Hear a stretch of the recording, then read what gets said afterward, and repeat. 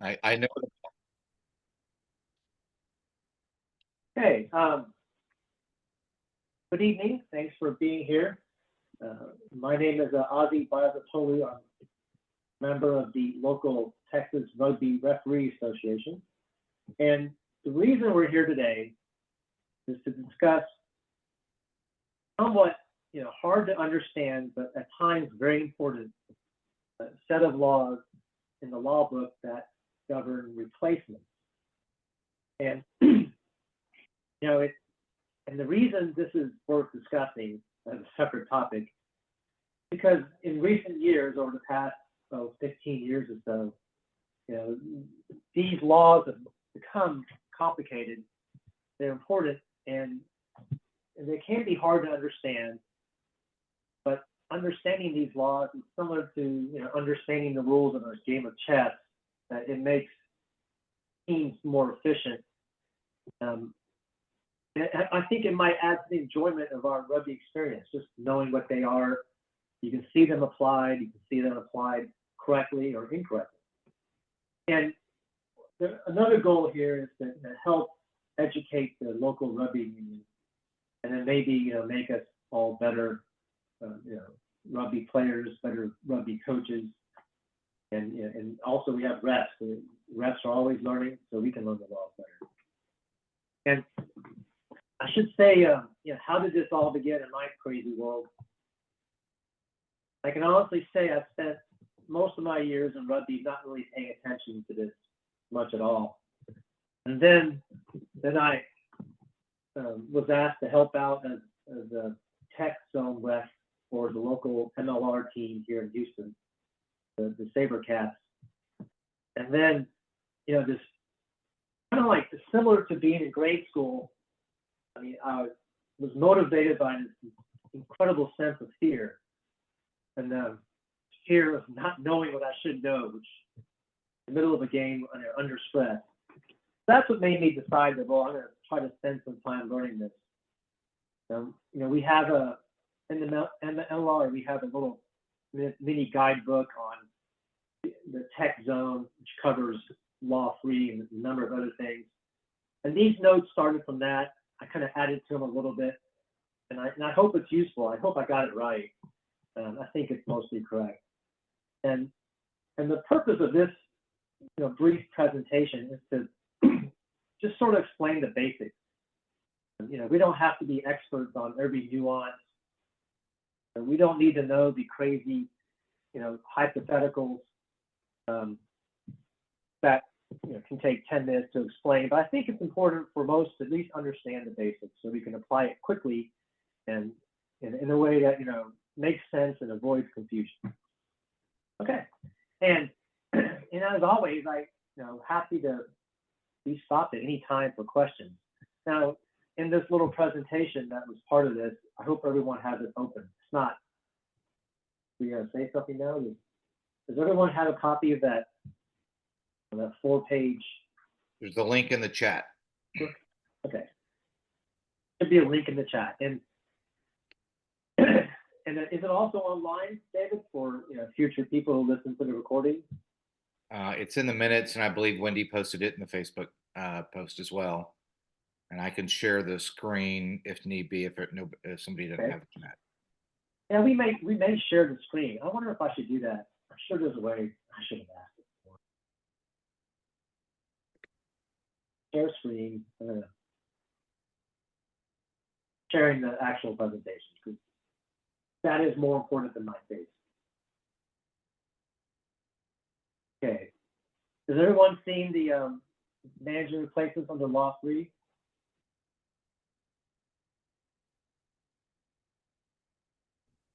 Yes. Yep. Okay, perfect. Okay, so the plan for today is just to kind of walk through the laws pretty, say quickly without spending too much time because they'll just get boring.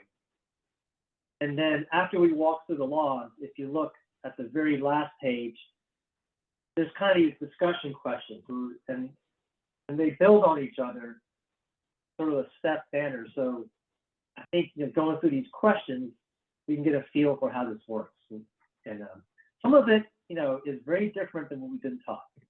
Right. So the first thing is actually not really the replacement law. The first thing is your roster, right? But it is relevant to this.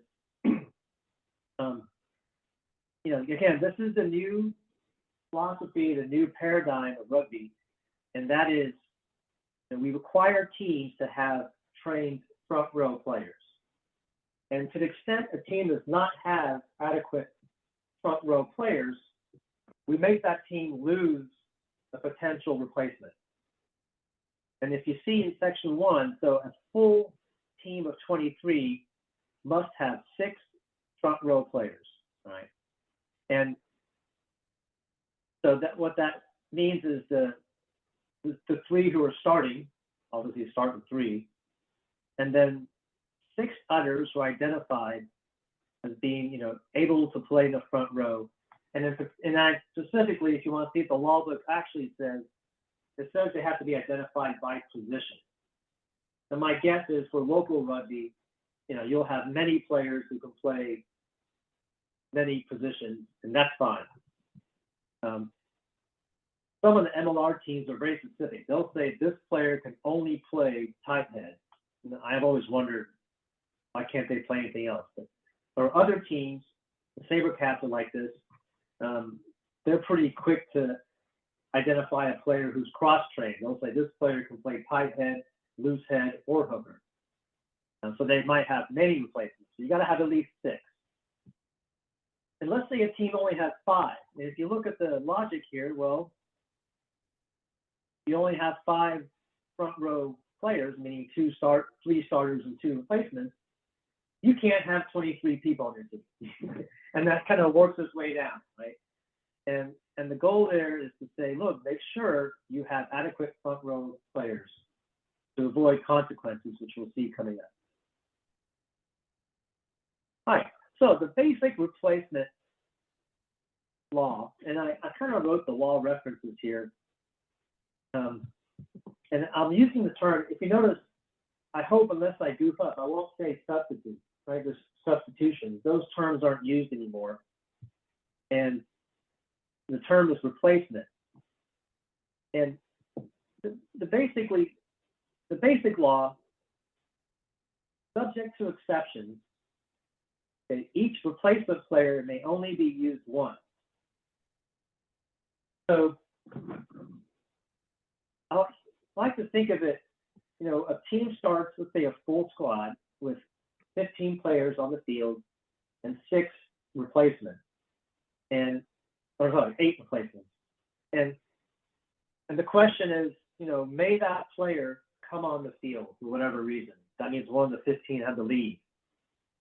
And the answer is, well, those 8 players, those 8 replacement players, they come on one time. That's the basic law to start with. There's going to be many exceptions coming up to it. And that's the classic substitutions rule that we used to know. Now it's called replacement. Now, there are many exceptions, and this is where it gets complicated. But try to think of what is World Rugby thinking. These are here for a reason. So if we understand the background, then we can understand the law much quicker. A player that's been tactically replaced. All right, so this is to be tactically replaced. That means you have to be on the field to start with. So it means you're one of the 15, or you came on and then someone else came on for you. So you've been tactically replaced. That means you are not on the field. Player who's been tactically replaced may return to play for these reasons, and this is really the key. These are exceptions, and you should just note them immediately, right? A front row replacement following injury, or any front row needed to continue scrum. All right, so under law 319 or 320, those are the yellow or red cards. We'll get to that later. So a person who starts off as number 3 and comes off the game and is replaced by number 17, and then later on number 17 sprays an ankle, right? Plain old sprayed ankle. Question is, may that number 3 come back on? And the answer is yes. because they're front row. They have special permission. And if you remember, I think it was some of the summer games leading up to the World Cup. South Africa might have been. I think they were accused of, finding injuries to double switch their front rows back and forth. Whether that's true or not, it's not our job. But if these front rows can come back in the game, they can also, if needed, come in to fill in the hole caused by a yellow or red card. We'll get to that later. Okay, any player can enter the game for an injury caused by foul play. So start the game, and number 7 is replaced by number 20. So number 7 has already come out of the game, and number 20 is the subject of a high tackle. Well, let's not use high tackles; it might be head. Number 20 is the subject of a late hit. Penalties called, and that late hit causes number 20 to, sprain his knee. The number 7 can go back in the game to replace number 20, even though number 7 started. And the reason is because it was an injury following. Look at that. I wrote the following caused by foul play. I don't see that very much. In fact, I cannot ever remember actually seeing that. But if it happens, then there's an extra replacement, essentially. Replacement due to head injury. It's a freebie. I mean, flat out freebie in our world. I get it. It's subject to abuse. Maybe, teams can fake an injury, I guess. I haven't seen that happen. I mean, all the rugby players I know never want to leave the field. And usually if they're sitting there holding their head and they're dizzy, like no one accuses a player of faking a head injury. But in theory, back to our example, if number 7 starts the game, it was replaced by number 20. So number 7 is over there, starting to drink a beer because it's local rugby. And then number 20 hits his head on someone else's knee and has a head injury, then 7 can come back in. It doesn't matter how many tactical substitutions that team has done. It's a free replacement, period. No question. What's World Rugby thinking? World Rugby wants people with head injuries out of the game, even at the risk of some teams hypothetically gaming the system. They know it. They don't care. Okay, so if we think about what World Rugby is thinking, that's the reason for this rule or law. And another reason is the blood. Now, blood is obvious. And I think there was actually a case years ago where there was a professional who had a fake blood injury, and they discovered him like he was banned for 5 years. It was so offensive. But if a player, so number 7 comes out, number 20 goes in, and then while number 20 is playing, he or she cuts his forehead and is bleeding, then number 7 can come back in the game as a replacement for number 20. You're wondering what happens to number 20? Number 20 has 15 minutes in real time with no stoppage. Just flat out 15 minutes to stop the bleeding, and if the bleeding stops, then number 20 can come back in. If not, then 7 continues to play. It's another freebie. I mean, World Rugby doesn't want players who are bleeding on the field, so they gave just a blanket right exception to the replacement law that anyone can come back in to replace the player who's bleeding, period.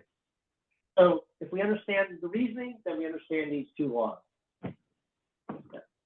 And I wrote notes because this is a question that comes out. I mean, this means that a tactically replaced player, in our example, that's the number 7 who started, right? You can't be a tactically replaced player unless you started or you came in and came out. So someone who came out, can return to play in these exceptions. This is front row injury, foul play injury to anybody, head or blood, any reason, even if you have a backup scrum half at 23 who hasn't played yet, it doesn't matter. You can put that 7 back in. You're not forced to use unplayed tactical replacement. No, number 23, that scrum half does not have to come in. That 7 can come back in. Even if there are other reserve players available, or all your tactical replacements have been made. Let's say, number 7, and you've made 8 replacements. What we used to call substitutions, tactical replacements. And again, in our example, that number 20 has the head injury. 7 can come back in. Period. Doesn't matter. These are full out exceptions to the rule that where a player cannot be tactically replaced, cannot come in. Now, just to let you know, if a player does say they're injured and they have to come out because of the injury, just to let you know, I haven't seen this either, but an injured player may not return to play. Seems obvious, right? In case it ever comes up, there it is. So you can't say, we have to have this extra replacement for an injury, and then you're not injured. And no, you're done for the day. Okay, timing.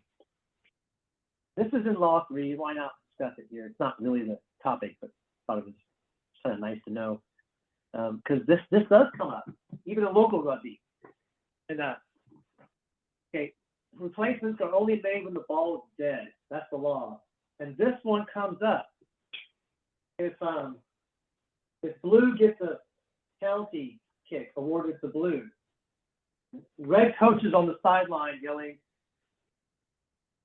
they yell, substitution, stop. They're just yelling it like a bunch of idiots. There's an answer, right? In fact, there was a clarification of law a couple of years ago that the ref does not, in fact, should not stop the play, because it might be the case that blue takes a quick tap, and they have the right to take a quick tap, but that is not a dead ball at that time. Now, so the answer is, if there's a penalty awarded to blue and red wants to sub, you're going to have to wait. Now, if blue is going to kick for touch, as a practical matter, the ref will just let the touch occur. And then, because most of the time it does reach touch, doesn't have to, but most of the time it does. And then do the replacements then. Now, if it's like this, and let's say blue has a penalty awarded to blue, and then blue decides they want a replacement. If that's the case, and then red can make replacements, because the ball is dead at that point. Right? So it's a nuance that comes up quite frequently, like all the time. Now we all know the answer, all of us on the call. All right, back to the front row discussion. I think everything I said was pretty simple, but front row gets a little bit complicated. Can I ask a question? Please. PK is penalty kick. Yeah. FK is what? Free kick. Oh, free kick or penalty kick. Got it. Yeah. Thanks. Yeah, it's the same thing, right? Because either one could be taken quick. Okay. Front row replacements. All right. Remember that we talked about before the match, teams are supposed to identify, which front row players they have. Specifically, they're supposed to be identified by position. We do that now in the MLR. I just don't see this done at local rugby. As a practical matter, let's just get at least the numbers right? And the reason is because local rugby, we're not so advanced that someone can only play loose head or only tight head. Never really fully understood how some teams in the MLR are like that. And to me, they just look like, a 280-pound guy to play anything, but apparently not. Other teams, their whole front row is cross-trained, right? So they will never run out of players to play. That'd be the saber cat approach. But in theory, you're supposed to identify which player plays exactly what position. And as a local ref, I'm not going to bother with that. No one is. But I would bother with the number of front row players. Because, if you want 23 players in your squad, 6 have to be front row qualified. And honestly, I can usually tell without even asking, because there's always a front row discussion at the beginning of the game. I usually like to talk to the front rows and the scrum half, the captain. So you can look at the front row discussion, and if there's only 4 people there, then I'll have a discussion with that captain and say, Captain, you can't have a full squad unless you have 6 front rows. And then they usually will identify all 6. If I start the front row discussion and there's clearly 6 big people there listening to me, or more, sometimes there's usually more, then I'm not going to even, I'm not going to get into details. Now, we do have the front row waiver that TRU is still requiring, and that's that one piece of paper. And on there, there's a certification that says how many front row players the team has. If they're, when I get that paper, that usually answers it also. So I haven't Is there seen local specific rugby. training? Is there specific training to certify that a person is a qualified front row player? No, it's just the coaches must say it. Coaches have been trained in what to look for in proper Yeah. technique. They're supposed to share that with the players. Yeah, part of the coaching class, I mean, a huge portion is scrum safety.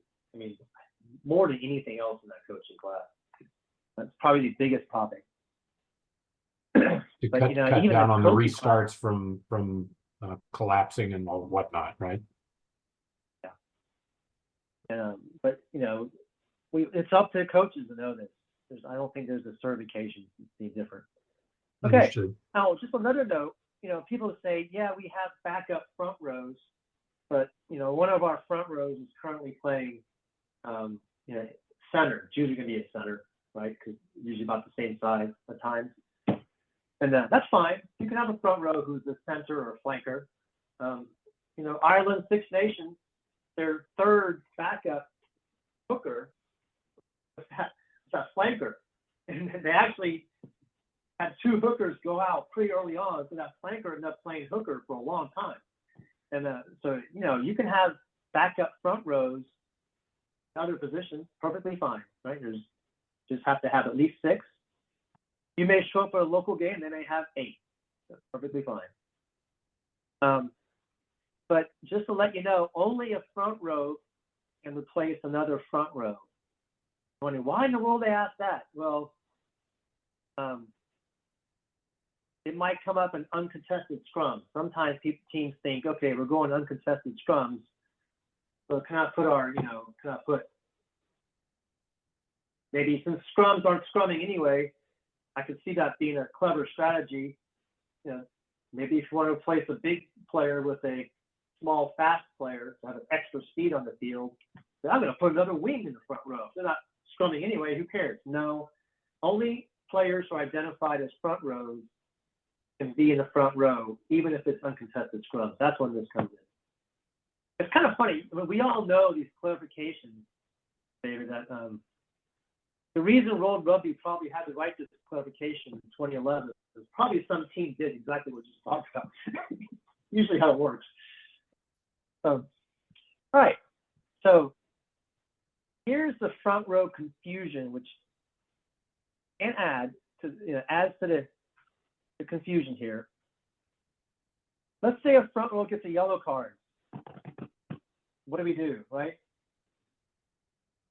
First of all, we do nothing to start with. But at the next scrum, we have some decisions to be made. So if a front row gets a yellow card, and we play 10 minutes of game time and there isn't a single scrum, we don't do a darn thing. Don't have to worry about it. Wait till the next scrum. At the next scrum, that team with that missing front row has to have a front row. So what they have to do is they have to then replace some other player with one of their replacement front rows. It's a temporary replacement. It's only during the life of that yellow card, but they have to do it. And I don't care who they take out, but they usually end up taking out one of the backs and replace them with the front row. For high school, we do care because scrums have to be even. Adults, you can take out a flanker, I guess, or 8-man. Doesn't matter.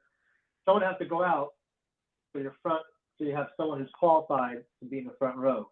Or maybe you have a backup front row who's already playing another position, maybe the 8-man, then that person, nevertheless, whoever it is, must be in the front row. So hope that's clear. Makes sense. Why? World Rugby wants qualified front rows. So if you have 14 players, that missing player is not going to be from your front row. Same thing happens with red cards, except it's not a temporary position. It's now for the rest of the game. Okay. So there's a red card on number 3, and so the team says, oh, well, and there's a scrum comes up. So they say, okay, number 12, you go out. So a replacement player, another front row can come in at number 3. Just to let you know, there's a nuance here that only like 10 people in the United States might catch. It's in the law book. That player who came out, that let's say it was a 12 at center, so that the front row can come in, that 12 can be a replacement later on. But this is the one thing. If that happens, then you remember how we start off with 8 tacticals? That team has to give up one of those tacticals. So basically what this means is that World Rugby says, this nominated player who didn't do anything wrong had to leave because some other front row got a red card. That player can come back in, but we're not going to give you more than 8 tacticals. You still only get 8 tacticals. Just a nuance that may never happen in local rugby. All right. And then remember, all this happens when the next scrum happens. It is possible for a front row player to have a yellow card. We play 10 minutes without a single scrum. We don't worry about a darn thing. Nothing. No decisions need to be made. Okay. Head injury. There's no HIA protocol. I put this in here just to repeat this in case, I literally had this happen. It doesn't matter if the head of surgery at Methodist Hospital or Baylor Hospital shows up, because that person's a relative of a player, and says, I inspected this person's fine. There's no HIA return to play in any local rugby, all right? And as anyone who's a ref or a coach, anyone listening to this, please remember this. In fact, I've said this to doctors, and I know in the back of my mind, I'm actually saving that doctor's license, because what they're doing is, malpractice. The HIA protocol, given perspective, requires computers on the field to do measurements of a player. It also requires the computer to have data of baseline measurements for that player. Okay, that's what an HIA professional level protocol is. Doesn't exist in local rugby. So any poor person who, in the excitement and and the emotions of the game, and that person's child or that person's relative wants to come back in and comes up to you and says, "I'm a doctor," doesn't exist. They don't know what they're saying. They're just emotionally involved, right? HIA protocol is extremely difficult outside the professional environment, so it's not permitted at all by law. It's in the law book. So we don't need to know the HIA 12-minute rule, because that's for professionals. Remember, the blood is 15 minutes running time. So every blood sub I've had in local rugby, they're back on in a few minutes. I've never seen it take 15 minutes. Just clean up the blood, bandage, and they come right back on, just usually within a few. Now, uncontested scrums. What happens if there's we're playing the game, and for some reason a team isn't able to back up a little field. bit. Yes. Sorry, can you include number 8 real quick? Yeah, thank you. Just so we can see them both. Gotcha. Okay. All right. If either team cannot, the law says, look, if you can't show them with the proper front row, scrums are uncontested. Right? Uncontested scrums must have 8 from each team. Remember, in adult rugby, you don't have to be 8 on 8.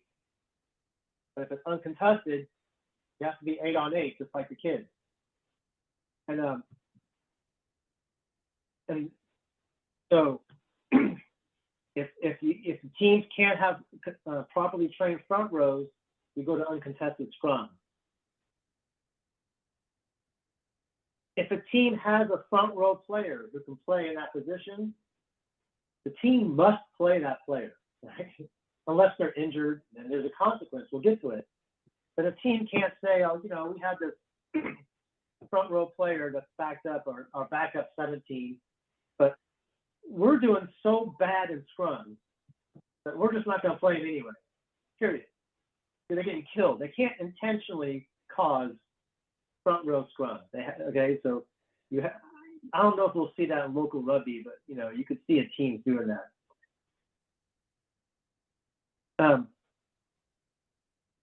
If there are no front row players available at all who can play in the front row, even for an uncontested scrum, only then you have someone else playing the front row.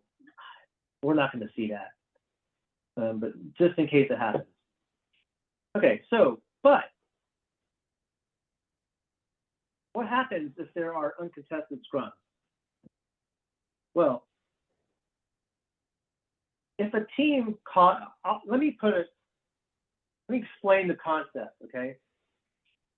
And instead of reading the law, we'll go to the chart. And this chart was put out by World Rugby.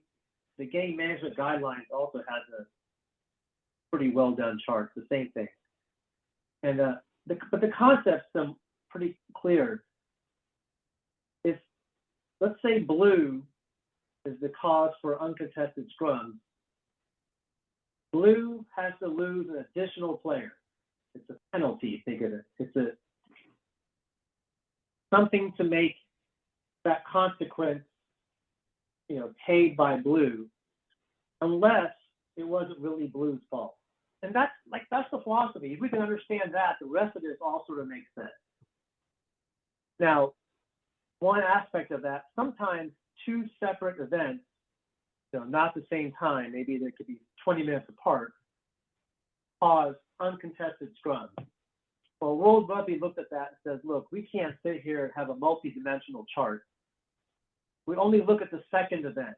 So remember my rule, if something happens, an event happens that causes uncontested scrums, the team that caused it has to lose an additional player unless it wasn't their fault. That's the basic rule. And we only look at the second event. If there's one event, that's fine. But there's two events that cause uncontested scrums, we just look at the second. And you can read the law book. Gosh, it's impossible to read. It's written all over the place. The chart is easy to read. Okay, so let's say the first event, you know, this means that, okay, remember, if a team is tactically replaced their front row, they start with 1, 2, 3, and later on in the game, 16, 17, 18 come in the game. Well, 1, 2, and 3 can come back in, right? The only, you know, so normally you shouldn't get to uncontested scrums unless there's been a series of, you know, red or yellow cards and injuries or something, because normally a tactically placed player come back in at any time for a front row. Remember our exceptions? You should know them by heart by now. Front row, injury caused by foul play, head, or blood. Those are our exceptions. That means tactically replaced players can come back in. So something had to happen to these players. And it also had, you know, it's not going to happen much in local rugby unless there is a team that says we only have 2 people who can play tight head. You know, they're a small team and no one else on their team can do it. And if that's the truth, that's fine. We'll just live. That's okay. We'll live with it.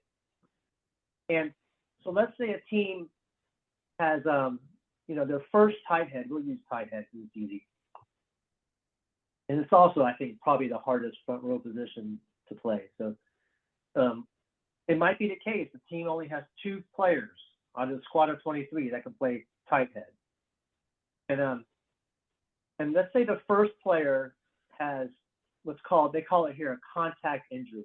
That's just bad luck, sprained an ankle. So the second tight head is in. So that's, 18 is playing. And later on, 18 has a second contact injury.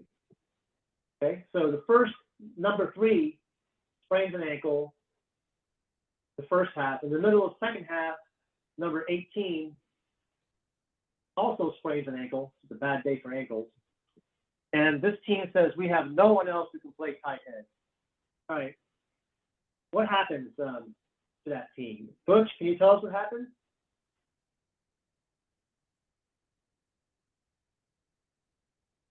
Anyone want to jump in?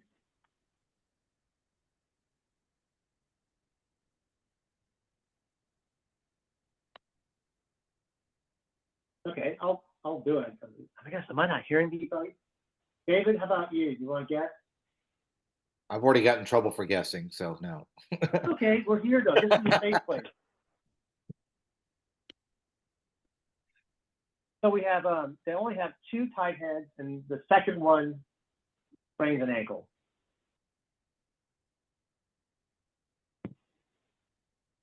Rachel? All I'm going to say is it's not a safe space when it's recorded. Okay, fair enough. All right. That's deemed the fault of the team by World Rugby, okay? So in that case, even though the team says it's not our fault, sprained his ankle, World Rugby says it's your fault. You only showed up with 2 tight heads, and so that we go to uncontested scrums, right? They have to put a front row player in that position, but they've already told you, yeah, this is another front row player, but this front row player can't play tight head. Which I don't know if I'll see that in local rugby. I just can't imagine. I mean, someone would just say, "Oh, you do it," but let's say that's what they say. So you put another front row player there, but that person can't play tight head. That team has to drop a player. They're down to 14 for the rest of the game. Congratulations, it's 14 on 15 at this point. Why? Because it's your daughter's fault. You ruined the game by going to uncontested scrums. That's the philosophy. Does it kind of make sense? If a team ruins the game by causing uncontested scrums, they have to drop a player. Their fault. Right? So let's say the first player has a contact injury, but the second player has number 3 sprains an ankle, but then number 18, who comes in for 3, has a head injury. Head injury. Now think like World Rugby, right? And there's no one else who can play tight head. You have to do the same scenario. We're back to uncontested scrum. Rachel, what do you think happens here? You Think get to like stay, World Rugby.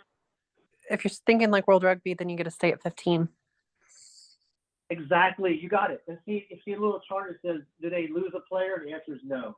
Yeah, you nailed it. Yeah, this is how I understand the laws. It's like, I usually try to, I know the answer before I start reading the laws if you understand how World Rugby thinks, right?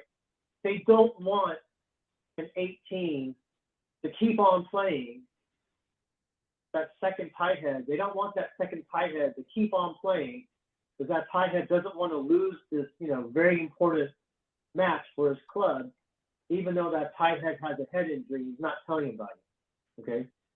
So they want to really avoid people with head injuries playing. So even if at the risk of 18 spraining his ankle, but then being really clever and then say, oh, I hurt my head. We get it. There's a risk of gaming it. World Rugby says, no, we're going to go to uncontested scrums, and you do not have to drop an extra player. All right. That's exactly right. And all right, so let's keep that scenario because kind of built, I've drilled it in your head so far. Now, what happens if, 3 starts the game and sprains an ankle and 18 goes in? an 18 gets a yellow card. Right? And there's no other tight head. So we have to go to uncontested scrum. The scrum, we have to go to uncontested scrum. So the team puts someone else, some other front row into that position 3 as tight head, but they say, look, this person is big and they're strong, but they don't know how to play tight head. We only had 2. The first one's injured and the second one got a yellow card. So we have to go to uncontested scrum. Do they lose a player?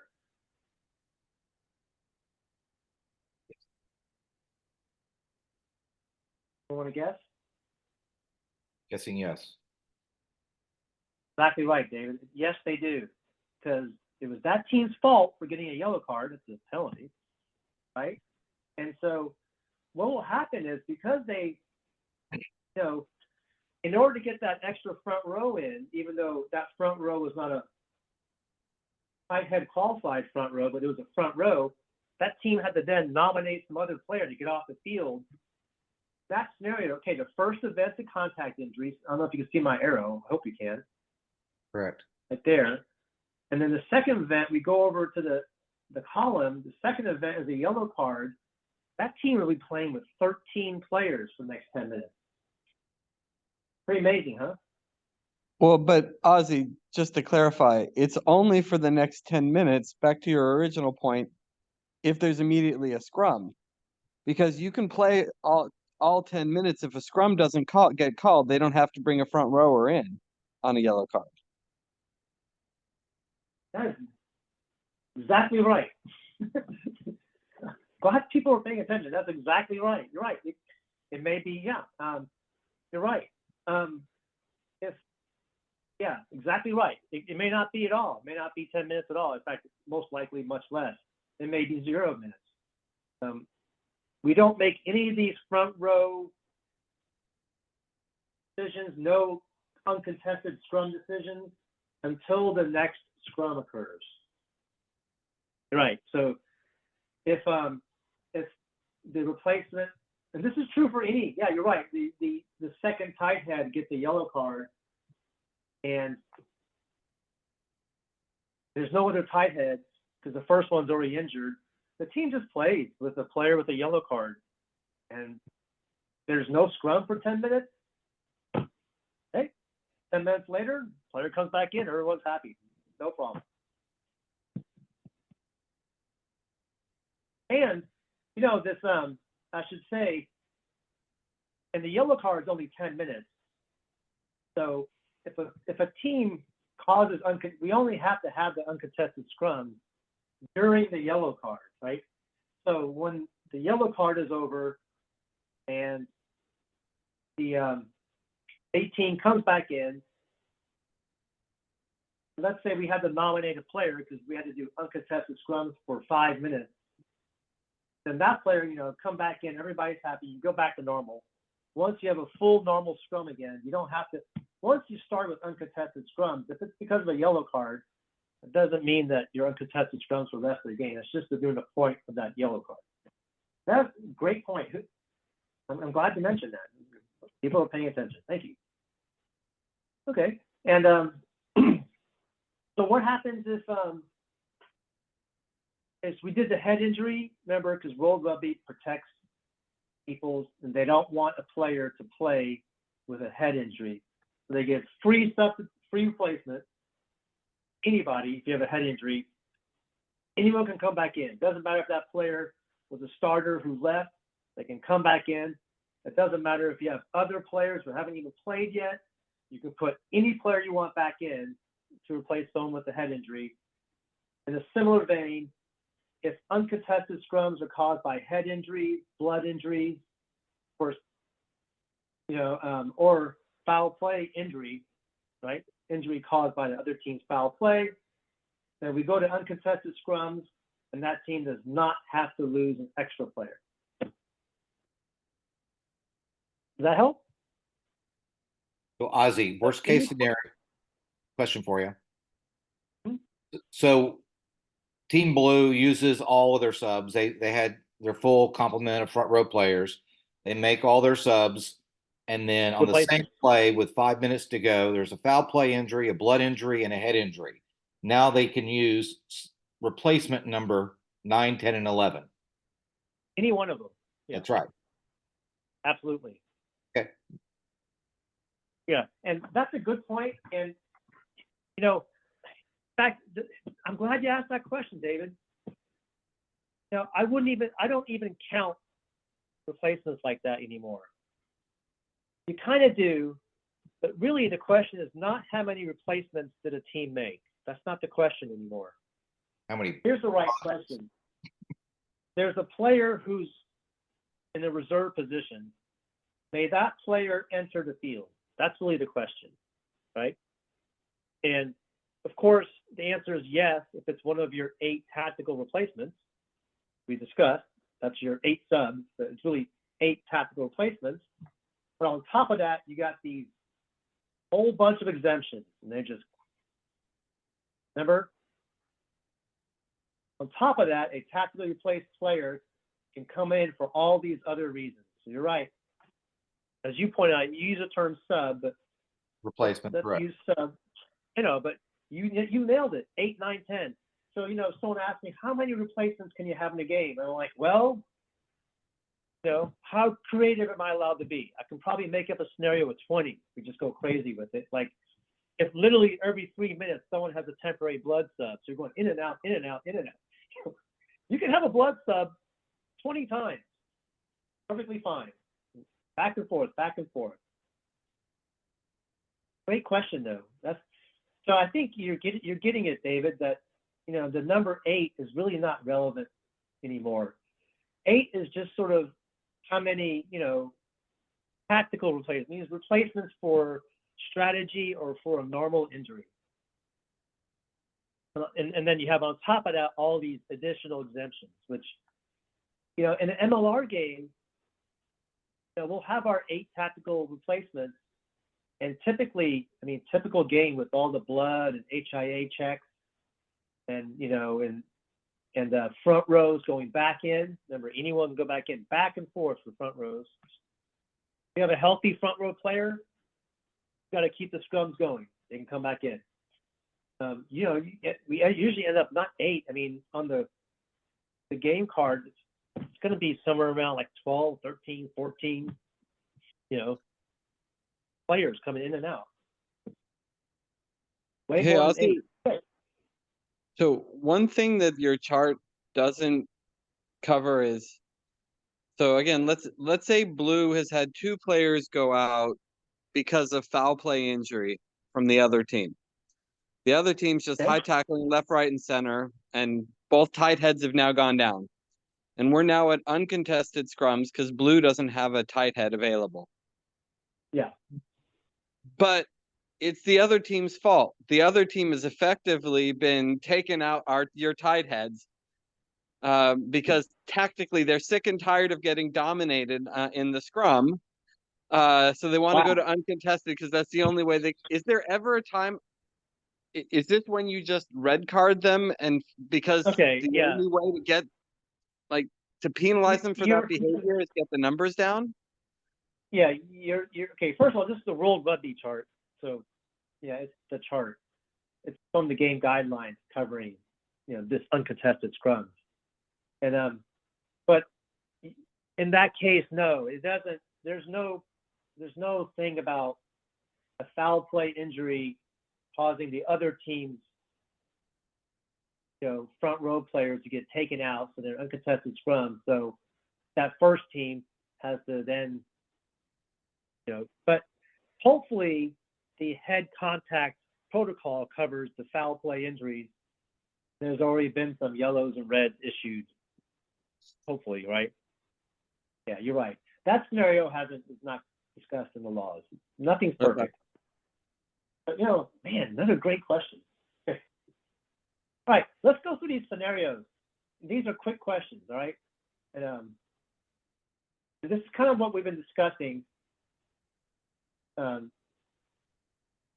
So, and it's all the same example. We kind of did that during discussions, but let's do some of it, get a feel for it. Okay, blue made 8 tactical replacements. So all the normal replacements, quote, 8 subs, been done. 16, who's a hooker, sprains an ankle. May 2 come back in? Yes. Okay, perfect. All right. Blue made 8 tactical replacements. 20, who's a flanker, who plays 7, sprains an ankle. What happens then? Tough luck. All right.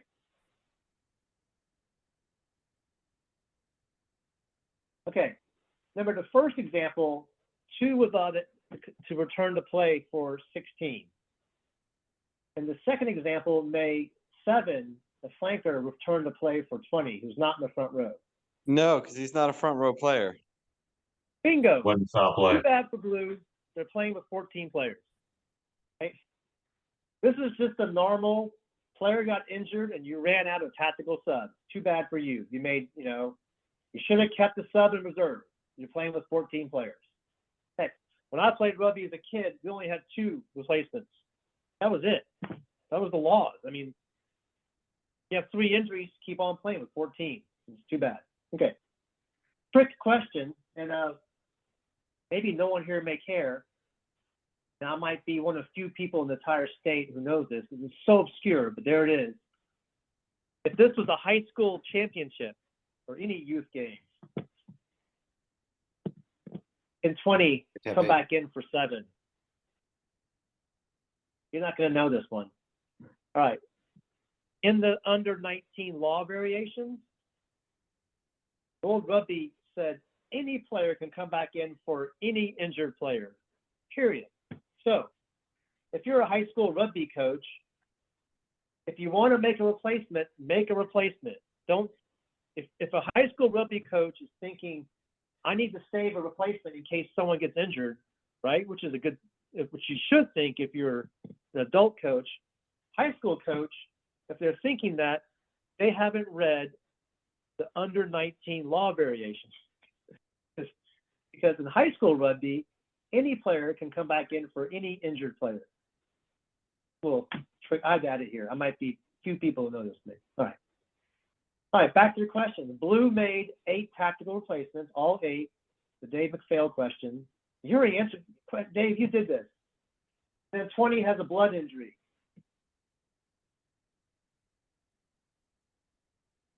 Can someone come back in to replace 20? Yes. Yes. What happens if after 15 minutes, 20 can't stop the bleeding? It's just not stopping. All 911. Yeah, I guess so. Hopefully I've heard off to the doctor for stitches. But the player who came back in just stays. Okay, the law book says that if a blood player doesn't return, then that temporary replacement becomes permanent, right? Basically, a blood is a free sub or free replacement for a blood. Think of it that way, just an extra replacement, okay? So, all right, Blue made 8 tactical replacements and 20 has a head injury. Okay, we already know this one.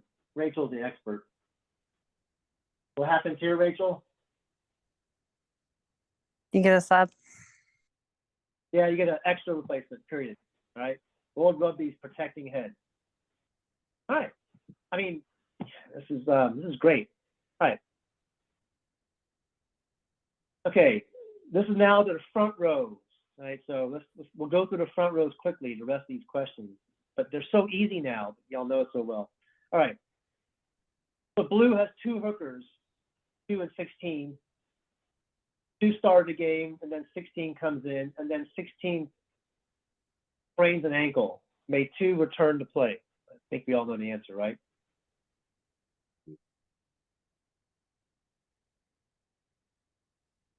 Who's actually paying attention?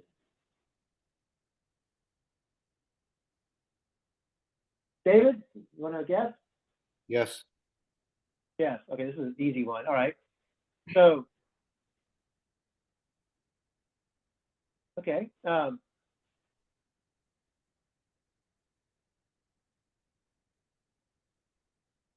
the second one is actually the same hooker. All right. Question 7.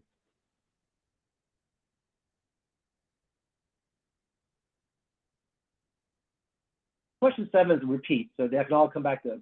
All right. So I guess the rest of the questions aren't so interesting. I should have made it more difficult. We know it too well.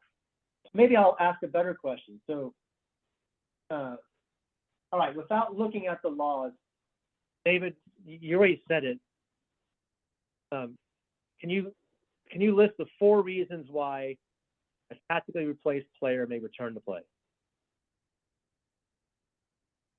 Me? Yeah. David? Me, David. I wouldn't, I can't, anyway, it's the foul play, injury, and, foul play, head, blood, and drawing a blank on the other one. Obviously, Front row. front row, yes. While we're here. Okay, that's good. Okay. And then that's the first thing we know, because there's logic behind each one of those exceptions to the rule. And then let's say I'll ask Rachel this one, because you seem to. Rachel's I think, what position do you play normally, Rachel? Are you a forward? I'm a lock. Oh, perfect. So forwards appreciate this. All right. So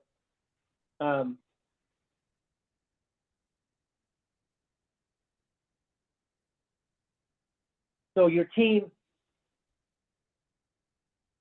All right. So let's go through a hypothetical. This may actually happen. All right. So you're the ref, and number 3 starts the game, and number 18, who's replaced 3, gets a red card. Okay. So what do you do at that point? Do you have someone else on the field who is front row trained? Well, nothing if you haven't called a scrum yet. But then, Bingo. All right, that was a quick question. Okay. but then if you Yeah, get to the all right. scrum, it turns into a question of, is one of the flankers also front row trained that can slide into the front row, or you're going to have to make a substitution to bring 3 back on. That's right. Yeah, and then so let's say they want to bring 3 back on, but it's a red card. So what happens to some other player? You're going to have to substitute another player. Yeah, they call that player nominated, right? Because really, that player just sitting around doing nothing. It could be a freaking wing, doesn't even know anything about playing forward. But the team has to, if a team needs to bring someone on the front row for these reasons, for a temporary replacement for a yellow or a permanent replacement for a red, then they have to nominate someone else. They still have to play with a player down. So some poor person who's not that person's fault, they have to go sit on the bench. Now, World Rugby feels sorry for this person, so that person can be a tactical sub later on.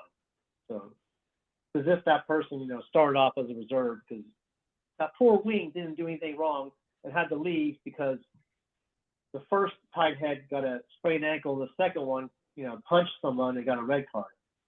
But so someone had to leave, and a team's captain pointed at the wing and said, "You get off the field." But later on, that wing can come back in as a tactical replacement if that team wants. Okay, but it's just logical. I mean, the team had a red card; they got to play with 14.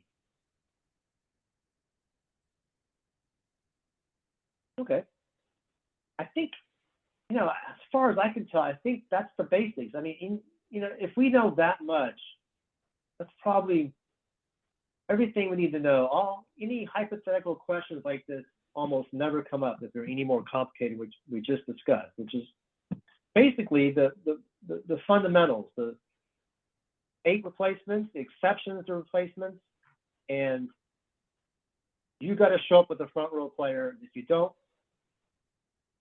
and it's not some excuse like you had an injury because the other team's foul play, or if it's not something World Rugby wants to protect, like blood or head, then you have to pay a price for causing the game to go to uncontested scrums by not having adequate numbers of qualified front row players. All I have, David. If I can add on to what you just said, one of the things that we've been discussing on the competition committee is whether or not teams are exchanging front row waivers anymore. Are they being exchanged between the clubs? Are they being exchanged with the center referee? And is the center referee even checking to make sure how many front rows there are, which obviously by the first chart on number 1 determines eligible replacements. Because a lot of times, obviously, we don't have number 4s handy. We may or may not have trained ARs, and we keeping track of, especially like a D3 game, possibly. They may not have a full complement of suitably trained front rows, which would limit their number of replacements. And I'm not sure if hopefully everybody's aware of it, but I kind of doubt it. But Yeah, it's unfortunate. We can just try to get people aware, David. And yep, that's all we can try and do. if we do it properly here in Texas, then we can set the standard and set a bar that maybe other states can emulate. In an ideal situation, the player roster program that you use would have a front row flag. It's not that hard. But I guess we don't have it yet. We're working with USA Rugby to try and get that flagged as some other stuff that would be eligible to see electronically, as well as if we didn't have paper. We're trying to get away from paper. That's the top-down goal, but there's limitations, and not all the information shares from your match day roster you input to the game day app to the field. So continuity. If I could ask, how long has it been since they've required 6 people to be qualified for the front row? A year or 2, or is it new, or? Years. No, just years. And This has been at least 15 years or something, maybe Oh, more. I hadn't heard that. Years, yeah. I think we've had our front row form over 10 years. I think I was told Scott Green was the creator of the form 10 plus years ago. Of course, I hate to admit it, it's probably been well over 10 years since I played, so. Hey, Ozzy, just a clarifying question. We said that the only players eligible to come on as a replacement, who were pulled off or who already came off, are people who came off for tactical replacement. So just to be clear, a front row player leg starts cramping up, and so they get replaced, and then their replacement, and then this happens early in the match. 30-40 minutes later, they're perfectly fine. They're capable of playing again. The person who replaced them gets injured and has to be replaced. That person who came off earlier is not allowed to come back on because they went off as an injury replacement. They were not a tactical replacement. That's a good point. I would not call that first replacement an injury replacement. Just because you're cramping, the referee has the right to determine a player's injured. And for something like that, I wouldn't say that player's injured. Now, so you would tell the team that they can choose to use a tactical replacement to bring that person off the pitch. It counts as one of the 8 tacticals, but it leaves them available again. Many of the tactical replacements are people who are, it's not a broad definition of injury. Injury means the player cannot play because of something horrible happened. And, it's rarely do we mark someone down as being an injured player unless it was a head injury or blood or, something just plainly obvious, right? Like medics on the field or something. The players can have cramps and they come back on. It's perfectly fine. Yeah. But you would have made them use their tactical replacements to pull that person off. And Absolutely, yes. Okay. Uh, And then but they could not use a tactical replacement to bring them back on. They could only use one of these other there's no exceptions. injury replacement. There's no such thing as an injury replacement here. You know, you can have injury caused by foul play, right? You can have an injured front row player, but in that case, I wouldn't say that front row player is injured. That's just marked down as a tactical. Okay. Yeah, but I would let that person return to play because cramp is not like, that's not an injury. You know, cramps come and go after a few minutes of drinking, you know, Gatorade or something and getting fluids, right? But some of this, you know, we have to be practical in applying it on the field. If a ref sees a player who, you know, is hurt, like something's wrong,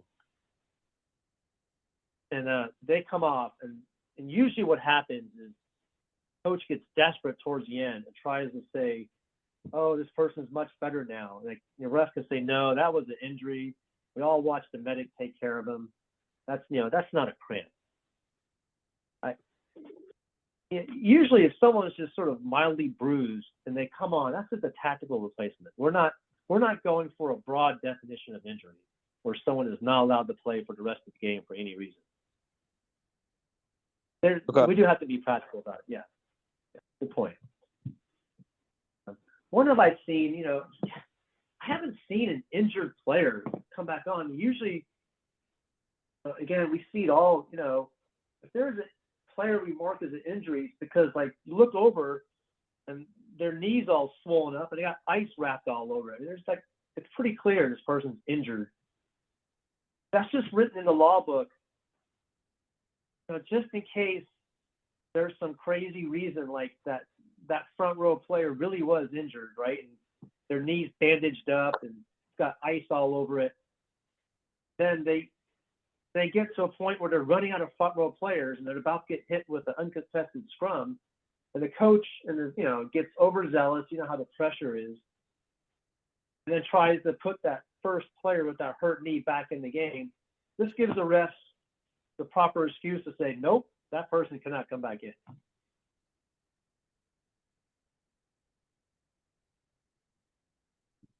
I wouldn't do it for a cramp. I would allow a formerly cramping front row player to come back. So that's not an injury. That's temporary lack of fluids and Pickle juice advertisement. Yeah, exactly. Pickle juice emergency.